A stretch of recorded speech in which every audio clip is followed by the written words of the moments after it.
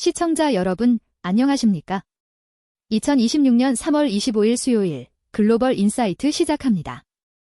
오늘 전 세계의 눈은 다시 한번 중동과 워싱턴으로 향하고 있습니다. 트럼프 대통령의 전격적인 공격 연기 발표와 그를 둘러싼 진실 공방, 그리고 한국의 노동 및 부동산 정책 변화까지 긴박한 소식들이 가득합니다. 오늘도 박 작가님과 함께 뉴스 너머의 맥락을 짚어보겠습니다. 작가님, 어서 오세요. 네, 반갑습니다. 오늘 뉴스를 관통하는 키워드는 긴장의 이면에 숨겨진 실리입니다. 겉으로는 포성이 오가고 강대강 대치가 이어지는 것 같지만 그 속을 들여다보면 각국이 경제적 충격을 최소화하고 내부 결속을 다지기 위해 치열한 수싸움을 벌이고 있습니다.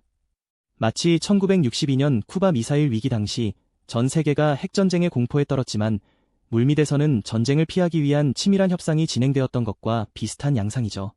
미국 소식부터 보겠습니다. 트럼프 대통령이 이란 에너지 시설에 대한 공격을 5일간 연기한다고 발표했습니다. 생산적인 대화가 있었다는 게 트럼프 대통령의 주장인데 분위기가 좀 묘합니다.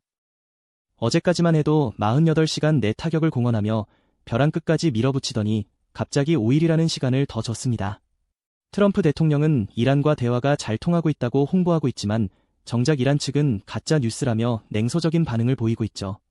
이건 전형적인 트럼프식 심리전입니다. 상대방 내부의 혼선을 유도하는 동시에 시장에는 협상의 여지라는 신호를 주어 유가 폭등을 억제하려는 계산이 깔려 있습니다. 하지만 미국 내부 지표를 보면 시장의 불안감은 여전해 보입니다. 주식 시장은 하락하고 기업들의 비명은 커지고 있어요. 네, 호르무즈 해협 폐쇄 우려와 인플레이션이 맞물리면서 다우와 나스닥이 일제히 고개를 숙였습니다. 특히 트럼프 행정부가 내놓은 국가 인공지능 정책 프레임워크와 메이크 어메리커 AI 레디 이니셔티브에 주목해야 합니다.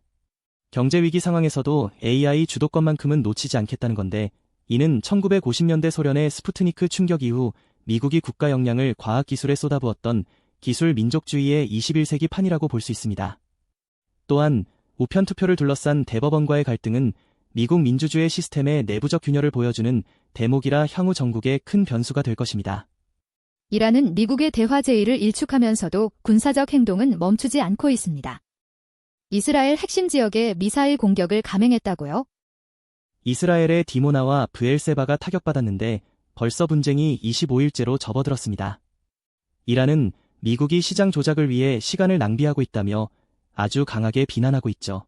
흥미로운 건 이란이 호르무즈 해협 통행 선박에 대해 200만 달러, 우리 돈으로 약 27억 원에 달하는 통행료를 걷기 시작했다는 점입니다. 통행료를 실제로 내는 선박들이 있다는 게 놀랍네요. 전쟁 중에도 물류는 흘러가야 한다는 뜻일까요? 역설적이죠. 과거 중세시대 라인강의 기사들이 통행세를 징수하던 약탈 기사들의 모습이 현대판으로 재현된 셈입니다. 이란은 이 자금을 통해 전쟁 비용을 충당하고 서방의 경제 제재를 무력화하려 합니다. 내부적으로는 조국 배반자들의 재산을 몰수하는 등 전시체제를 강화하고 있는데 피해를 입은 주거시설이 2만 채에 육박할 정도로 민간의 고통은 극심합니다. 국제사회의 중재 노력이 절실하지만 이란은 이라크 내 미군 기지 등을 겨냥한 대리 전쟁의 강도를 낮출 기미가 보이지 않습니다. 이제 한국 소식입니다. 이재명 대통령이 어제 한국노총 간담회에서 노동존중사회를 강조했습니다. 특히 노동 세권 보장을 강하게 언급했군요. 네, 이재명 대통령은 노동 세권을 단순한 권리가 아니라 사회 양극화 해소를 위한 힘의 균형추로 보고 있습니다. 이는 과거 1930년대 미국의 루스벨트 대통령이 뉴딜 정책을 추진하며 와그너법을 통해 노동조합의 권리를 획기적으로 강화했던 것과 맥락을 같이 합니다. 경제 위기일수록 하층부의 구매력을 보호해야 경제 시스템이 유지된다는 철학이죠. 노동계와의 대화를 통해 중동발 경제 위기를 돌파하려는 전공법을 택한 것으로 보입니다. 부동산 문제에 대해서도 아주 강경한 메시지를 냈습니다. 1차 단속 결과 1,500명 가까운 인원이 적발되었다면서요? 나라를 망치는 악질 범죄라는 표현까지 썼습니다. 실제로 1,493명을 단속해 640명을 송치했는데 2차 단속은 주택 가격 담합과 농지 투기에 집중하겠다고 예고했습니다. 재미있는 점은 대통령이 해외 도시의 보유세 기사를 공유하며 정책적 고민을 드러냈다는 건데 정작 청와대 실무진은 보유세 인상을 검토하지 않는다고 선을 그었습니다. 시장의 충격을 고려해 메시지로 경고하되 실행에는 신중을 기하는 모습입니다. 마치 조선시대 암행어사를 파견해 지방 수령들을 긴장시키면서도 중앙의 세법은 함부로 바꾸지 않았던 통치 기술을 떠올리게 하네요. 중국은 경제 지표 면에서 꽤 긍정적인 출발을 알렸습니다. 15차 5개년 계획 때 첫 해인데 성적표가 나쁘지 않네요. 네, 올해 첫 두 달간 산업 부가가치 성장률이 6.3%를 기록했고 수출입은 무려 18.3%나 늘었습니다. 세계 경제가 휘청이는 가운데 안정에 다 역할을 하겠다는 자부심이 대단합니다. KPMG 같은 국제기관도 중국을 아시아 경제의 연결고리로 평가하고 있죠. 춘추전국 시대의 혼란 속에서도 상업을 중시했던 제나라가 경제적 번영을 누렸던 것처럼 중국은 지금 지정학적 위기를 틈타 자국 중심의 공급망을 더 단단히 다지고 있습니다. 하지만 일본과의 외교 관계는 급격히 냉각되는 분위기입니다. 대사관 침입 위협 사건까지 터졌다고요? 일본 자위대 소속이라고 주장하는 인물이 중국 대사관에 침입해 외교관을 살해하겠다고 이협한 사건입니다. 중국 외교부는 즉각 강력히 항의했죠. 여기에 왕이 부장이 이란과 통화하며 중동 문제에서 목소리를 키우는 것도 일본과 미국을 동시에 견제하려는 포석입니다. 경제적으로는 메드트로닉 같은 글로벌 의료기업의 투자를 끌어내며 소프트 파워를 키우고 있지만 정치적으로는 전랑 외교의 날을 세우는 이중적인 행보가 계속되고 있습니다. 일본 상황은 여러모로 좋지 않아 보입니다. 교과서 문제로 다시 한국과 마찰을 빚고 있고 경제적으로도 서민들의 삶이 팍팍해지고 있어요. 문부과학성이 발표한 고등학교 교과서 검정 결과가 다시 불을 지폈습니다. 독도 영유권 주장은 물론이고 이안부와 강제동원에 가해 역사를 희석하는 내용이 담겼습니다. 여기에 외교청서 초안에서 중국을 가장 중요한 이웃에서 그냥 중요한 이웃으로 격하했습니다. 다카이치 사나의 총리의 강경 우익 성향이 반영된 결과인데 이는 19세기 말 일본이 파라이표를 외치며 주변국과 담을 쌓던 시기에 고립주의적 향수를 자극하는 듯해 우려스럽습니다. 실물 경제에서도 제나이스A 빈곤이라는 신조어가 등장할 만큼 부작용이 크다고요?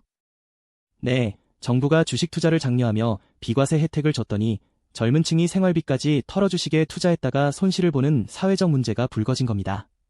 17세기 네덜란드의 튤립 투기 열풍이 그랬듯 기초 체력이 약한 상태에서의 자산 거품은 항상 비극을 낳죠. 호르무즈 해협 여파로 온천이 문을 닫고 감자칩 생산이 중단되는 등 일본 서민들의 일상은 그 어느 때보다 위태로운 스태그플레이션의 공포에 노출되어 있습니다. 이스라엘은 전쟁 중에도 요르단과의 경제 협력 카드를 꺼내 들었습니다. 요르단 게이트 프로젝트, 어떤 의미가 있습니까? 1990년대에 멈췄던 공동산업단지 건설을 다시 시작하겠다는 겁니다.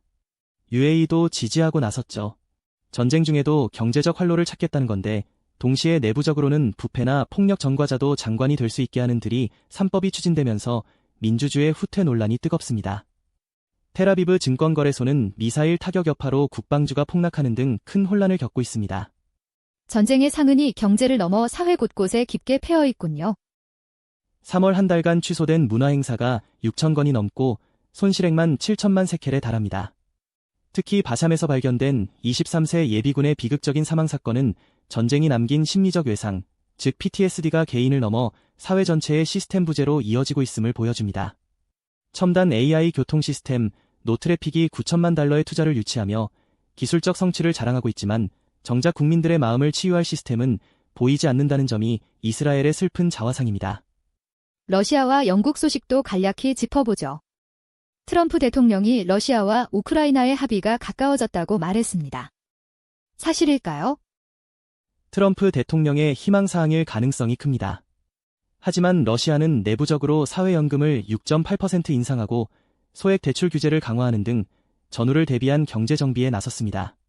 상트페테르부르크에서는 7개국이 참여하는 연극축제를 준비 중인데 이는 서방의 고립 속에서도 루스키 미르, 즉 러시아 중심의 문화권을 유지하겠다는 의지입니다. 영국은 에너지 요금 지원을 위한 비상계획을 세우고 있네요. 경제 성장률이 6개월 만에 최저치라고요? 네, 중동 전쟁의 직격탄을 맞은 셈입니다. 하지만 레이첼 리브스 재무장관은 양자 컴퓨팅과 AI에 25억 파운드를 투자하며 반전을 꾀하고 있습니다. 특히 맨체스터에서 열리는 MOBO 어워즈는 문화 권력이 런던에서 북부로 이동하는 상징적인 사건입니다. 과거 산업혁명의 발상지였던 맨체스터가 AI와 새로운 문화의 허브로 다시 일어서려는 모습은 영국의 저력을 보여주는 대목입니다. 마지막으로 세계 곳곳의 짧은 소식들 전해드립니다. 먼저 이스라엘의 AI 기업 노트래픽이 고정식 신호등을 대체하는 시스템을 미국과 캐나다 10% 지역에 보급한다는 소식입니다.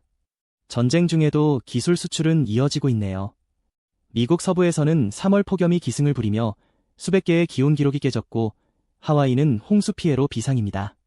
기후 위기가 안보 위기만큼이나 심각합니다. 마지막으로 중국 과학기술관은 청소년들을 위한 과학 방법 훈련 캠프를 시작했는데요. 미래 세대에게 과학적 사고를 심어주려는 이런 노력은 우리도 눈여겨볼 만합니다. 오늘 전 세계 뉴스를 살펴보니 거대한 갈등 속에서도 각국이 미래를 준비하는 치열한 움직임이 느껴집니다.